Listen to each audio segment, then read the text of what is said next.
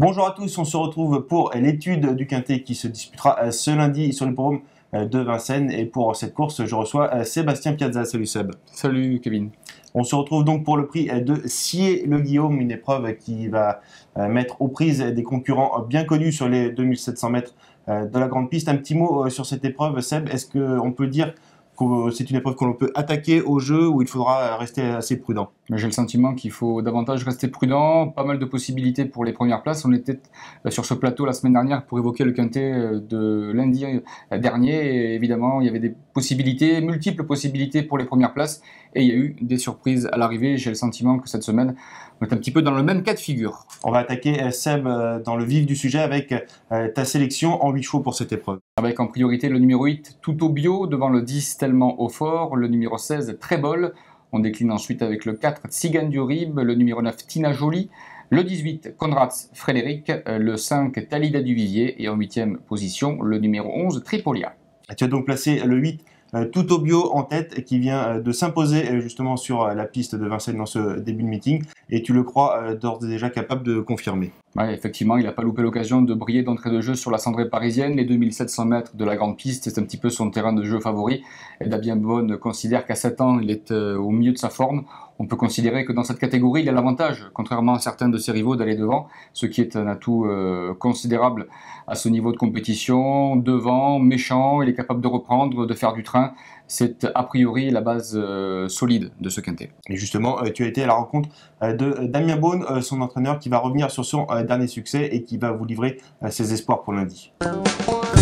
Oui, c'est vrai que le cheval l'a fait facilement. Il aime ça, tête corde et le faire gonfler. Et après, il sait faire 500 mètres bien.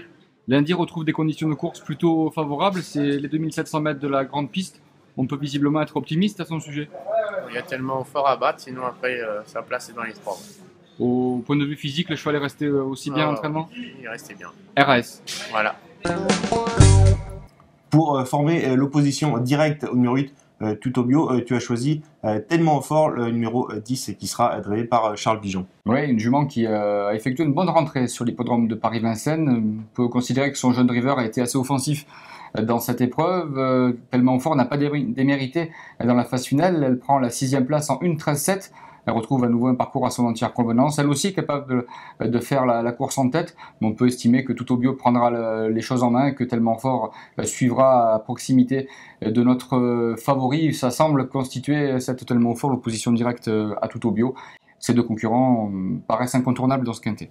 En 3e position, tu places le 16, Trébol. Tu étais présent sur les paumes de Vincennes, bien évidemment, lors de sa dernière tentative. Il a plutôt bien fini. Oui, et on peut constater cette fois qu'il sera déféré des postérieurs. Il n'a plus été déféré, je crois, depuis le mois d'avril. Concurrent de qualité qui est incontournable dans cette catégorie. On l'a vu maintes et maintes fois faire l'arrivée à Vincennes à ce niveau de compétition. Le fait qu'il soit déféré attire notre attention. Il a les moyens de monter sur le podium. En 4e position, ce sera le 4, Tzigane du Rib, qui dépend de l'entraînement d'un Jean-Luc Darsoir. Pas très en réussite depuis le 29 octobre, mais tu as choisi de le placer quand même assez haut. Oui, c'est vrai, Kevin, les chevaux de Jean-Louis Claude Darsoir cet hiver ne sont pas forcément au top d'entrée de jeu, alors que l'hiver dernier, ils étaient tout de suite en pleine possession de leurs moyens. On a vu courir Tzigane du Rib récemment sur l'hippodrome d'Argentan, dans le prix Paul Buquet. C'était Karine Dersoir qui lui était associée, et Tzigane du Rib prenait une bonne 2e place. On peut donc considérer que sur cette sortie, Tzigane du Rib va progresser. Voilà pourquoi on l'estime capable de figurer à l'arrivée de cette épreuve.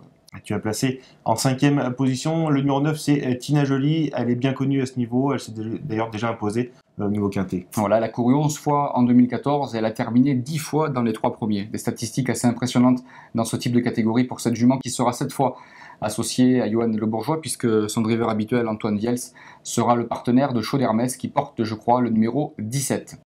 Merci Seb pour toutes ces explications.